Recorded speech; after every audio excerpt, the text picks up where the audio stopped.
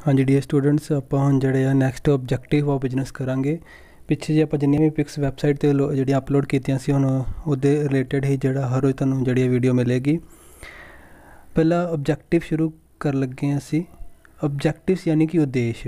ਕੋਈ ਵੀ ਬਿਜ਼ਨਸ ਜਿਹੜਾ ਵਾ ਸ਼ੁਰੂ ਹੁੰਦਾ ਵਾ, ਕੋਈ ਵੀ ਬਿਜ਼ਨਸਮੈਨ ਜਦੋਂ ਕੋਈ ਬਿਜ਼ਨਸ ਸ਼ੁਰੂ ਕਰਦਾ, ਉਹਨੂੰ ਇਸਟੈਬਲਿਸ਼ ਕਰਦਾ ਵਾ, ਤਾਂ ਉਹਦਾ ਇੱਕ ਮੇਨ ਮਕਸਦ ਹੁੰਦਾ ਵਾ ਕਿ ਉਹ ਉਸ ਬਿਜ਼ਨਸ ਨੂੰ ਜਿਹੜਾ ਕਿਉਂ ਸ਼ੁਰੂ ਕਰ ਲੱਗਾ ਵਾ, ਕਿਉਂਕਿ ਉਹਦੇ ਕੋਲ ਹੋਰ ਵੀ ਆਪਸ਼ਨਸ ਹੁੰਦੀਆਂ ਜਿਹੜੀਆਂ ਕਿ ਆਪਾਂ ਪ੍ਰੀਵੀਅਸ ਪੜ੍ਹੀਆਂ ਸੀ ਕਿ ਉਹ ਇੰਪਲੋਇਮੈਂਟ ਵੀ ਕਰ ਸਕਦਾ ਸੀ ਜਾਂ ਕਿਸੇ ਪ੍ਰੋਫੈਸ਼ਨ ਨੂੰ ਵੀ ਜੁਆਇਨ ਕਰ ਸਕਦਾ ਸੀ, ਬਟ ਉਹਨੇ ਬਿਜ਼ਨਸ ਨੂੰ ਹੀ ਜਿਹੜਾ ਕਿਉਂ ਪ੍ਰੈਫਰ ਕੀਤਾ, ਇਕਨੋਮਿਕ ਐਕਟੀਵਿਟੀ ਦੇ ਵਿੱਚ ਉਹਨੇ ਬਿਜ਼ਨਸ ਨੂੰ ਹੀ ਕਿਉਂ ਅਡੋਪਟ ਕੀਤਾ। ਠੀਕ ਆ।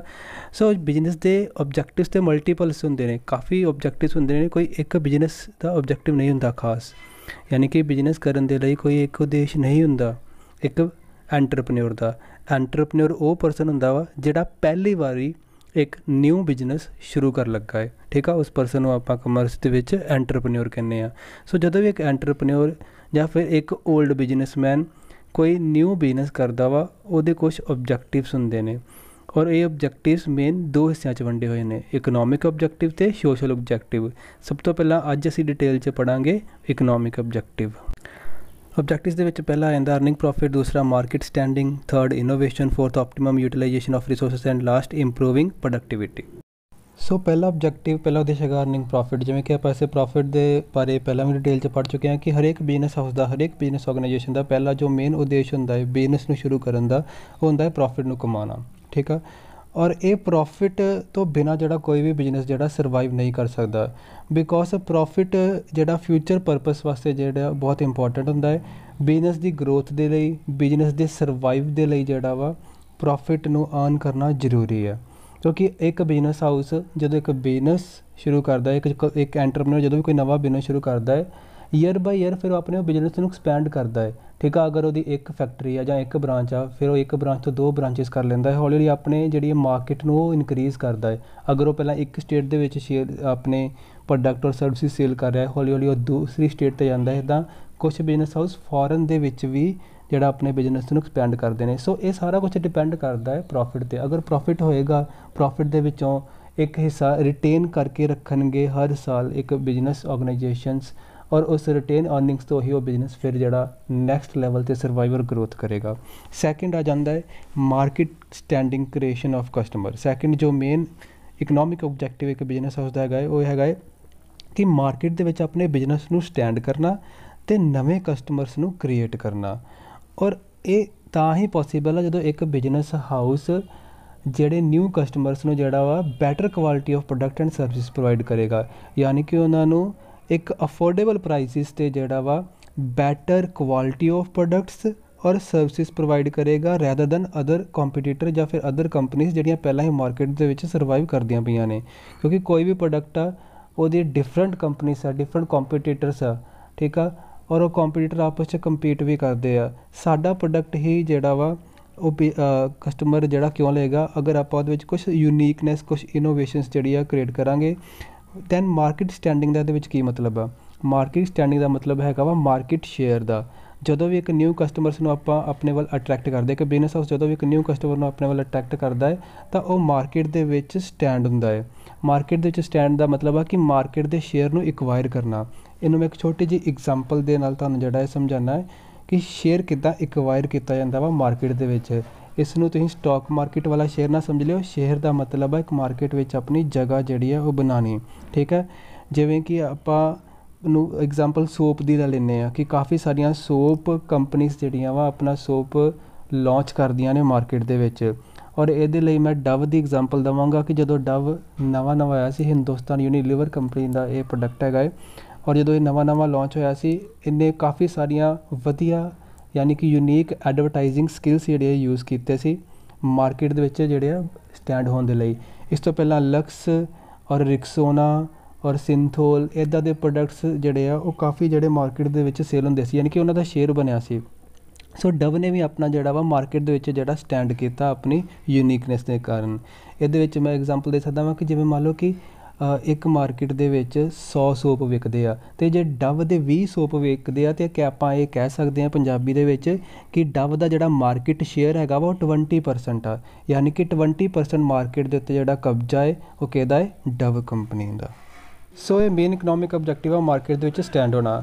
थर्ड हैगा इनोवेशन। ठीक है, इनोवेशन का मतलब है कि आप कोई न्यू प्रोडक्ट्स लॉन्च कर लगे with new adding new features, ਜਿਹੜਾ ਕਿ ਕਿਸੇ ਵੀ ओल्ड प्रोडक्ट ਦੇ ਵਿੱਚ ਉਹ ਫੀਚਰਸ ਪਹਿਲਾਂ ਨਾ ਹੋਵੇ, ਕਿਉਂਕਿ ਫਿਰ ਹੀ ਜਿਹੜਾ ਕਸਟਮਰ ਨਿਊ ਪ੍ਰੋਡਕਟ ਵੱਲ ਅਟਰੈਕਟ ਹੁੰਦਾ ਹੈ, ਕਿਉਂਕਿ ਇੰਨੀ ਵੱਡੀ ਮਾਰਕੀਟ ਹੈ, ਪਹਿਲਾਂ ਹੀ ਕੰਪਨੀਸ ਆਪਣੇ ਪ੍ਰੋਡਕਟ ਜਿਹੜਾ ਮਾਰਕੀਟ 'ਚ ਲਾਂਚ ਕਰਦੀਆਂ ਨੇ।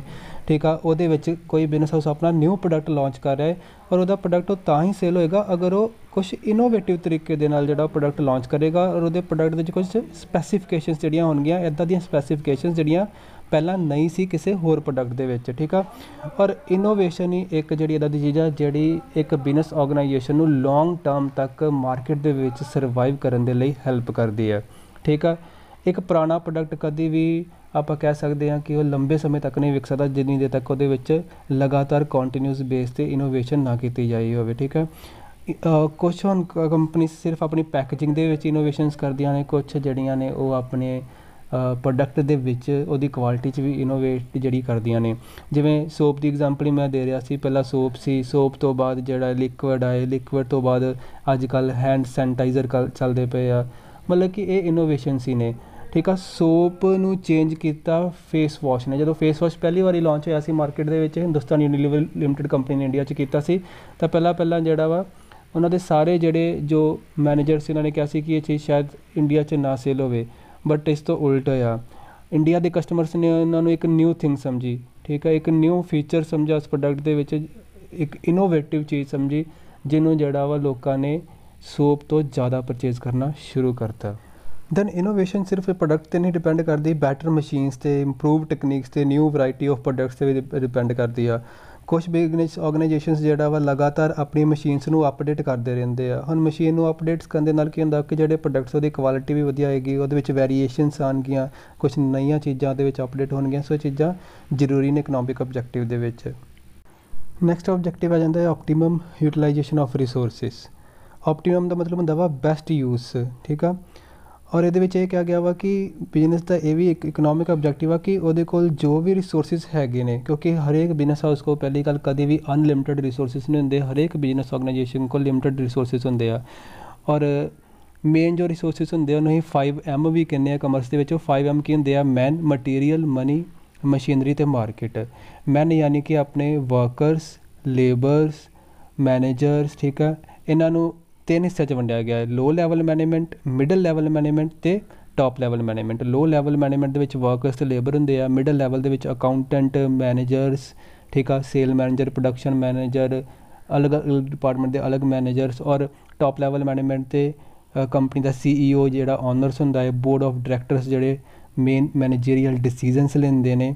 ਸੋ ਇਹ ਜਿਹੜੇ ਲਿਮਿਟਿਡ ਰਿਸੋਰਸਿਸ ਯਾਨੀ ਕਿ ਉਹਨਾਂ ਦਾ ਟੈਲੈਂਟ ਯੂਜ਼ ਕਰਦੀ ਹੈ ਕੰਪਨੀ, ਬਿਜ਼ਨਸ ਆਰਗੇਨਾਈਜੇਸ਼ਨ ਆਪਣੇ ਲਈ। ਮਟੀਰੀਅਲ ਯਾਨੀ ਕਿ ਰॉ ਮਟੀਰੀਅਲ ਜਿੱਥੋਂ ਪ੍ਰੋਡਕਟ ਤਿਆਰ ਹੋਣਾ ਹੈ। ਠੀਕ ਆ, ਔਰ ਰॉ ਮਟੀਰੀਅਲ ਦੀ ਵੇਸਟੇਜ ਨਹੀਂ ਕੀਤੀ ਜਾ ਸਕਦੀ ਇੱਕ ਫੈਕਟਰੀ ਦੇ ਵਿੱਚ, ਕਿਉਂਕਿ ਉਹ ਵੀ ਇੱਕ ਲਿਮਿਟਿਡ ਰਿਸੋਰਸ ਹੁੰਦਾ ਹੈ।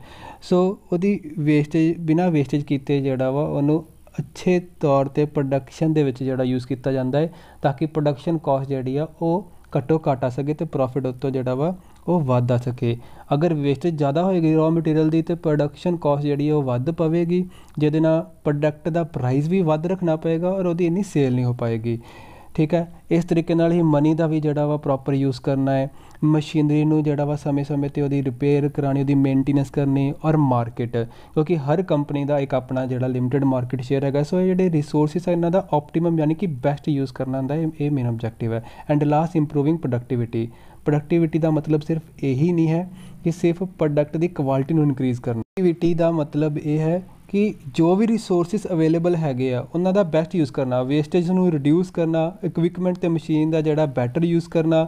ਔਰ ਜਿਹੜੇ ਹਿਊਮਨ ਰਿਸੋਰਸਿਸ ਆ ਜਿਹੜੇ ਸਾਡੇ ਕੋਲ ਕੰਮ ਕਰ ਰਹੇ ਆ ਟੌਪ ਲੈਵਲ, ਮਿਡਲ ਲੈਵਲ ਅਤੇ ਲੋ ਲੈਵਲ 'ਤੇ, ਉਹਨਾਂ ਹਿਊਮਨ ਰਿਸੋਰਸਿਸ ਕੋ ਜੋ ਵੀ ਟੈਲੈਂਟ ਹੈ ਯਾਨੀ ਕਿ ਰਾਈਟ ਪਰਸਨ ਨੂੰ ਰਾਈਟ ਜੋਬ ਦੇਣਾ। ਅਗਰ ਇੱਕ ਅਕਾਊਂਟੈਂਟ ਹੈ, ਅਗਰ ਕਿਸੇ ਨੇ ਕਮਰਸ ਕੀਤੀ ਉਹਨੂੰ ਅਕਾਊਂਟੈਂਟ 'ਤੇ ਲਗਾਉਣਾ। ਠੀਕ ਹੈ, ਅਗਰ ਕਿਸੇ ਦੇ ਵਿੱਚ ਮੈਨੇਜੀਰੀਅਲ ਸਕਿੱਲਸ ਹੈਗੇ ਉਹਨੂੰ ਮੈਨੇਜਰ ਲਗਾਉਣਾ। ਅਗਰ ਕਿਸੇ ਦੇ ਵਿੱਚ ਪ੍ਰੋਡਕਸ਼ਨ ਸਕਿੱਲਸ ਹੈਗੇ ਅਤੇ ਉਹਨੂੰ ਜਿਹੜਾ ਵਾ ਲੇਬਰ ਵਰਕ ਔਰ ਸੁਪਰਵਾਈਜ਼ਰ ਵਰਕ 'ਤੇ ਲਗਾਉਣਾ। ਯਾਨੀ ਕਿ ਉਹਨਾਂ ਦੇ ਟੈਲੈਂਟ ਦਾ ਕੰਪਨੀ ਆਪਣੇ ਪਰਪਸ ਦੇ ਲਈ ਬੈਸਟ ਯੂਜ਼ ਕਰਦੀ ਪਈ ਹੈ। ਇਹਨੂੰ ਆਪਾਂ ਕਹਿ ਸਕਦੇ ਹਾਂ ਕਿ ਪ੍ਰੋਡਕਟੀਵਿਟੀ ਉਹ ਆਪਣੀ ਇੰਪਰੂਵ ਕਰ ਰਹੀ ਹੈ। ਠੀਕ ਆ, ਪ੍ਰੋਡਕਟੀਵਿਟੀ ਤਾਂ ਹੀ ਇੰਪਰੂਵ ਹੁੰਦੀ ਹੈ ਜਦੋਂ ਕੰਪਨੀ ਆਪਣੇ ਹਰ ਛੋਟੇ ਤੋਂ ਛੋਟੇ ਜਿਹੜਾ ਵਾ ਟਾਸਕ ਨੂੰ ਬੈਟਰ ਪਰਫੋਰਮ ਕਰਦੀ ਹੈ। ਠੀਕ ਆ, ਜੋ ਵੀ ਉਹਦੇ ਕੋਲ ਅਵੇਲੇਬਲ ਰਿਸੋਰਸ ਹੁੰਦੇ ਆ। ਸੋ ਇਹ ਹੈਗੇ ਨੇ ਇਕਨੋਮਿਕ ਆਬਜੈਕਟ।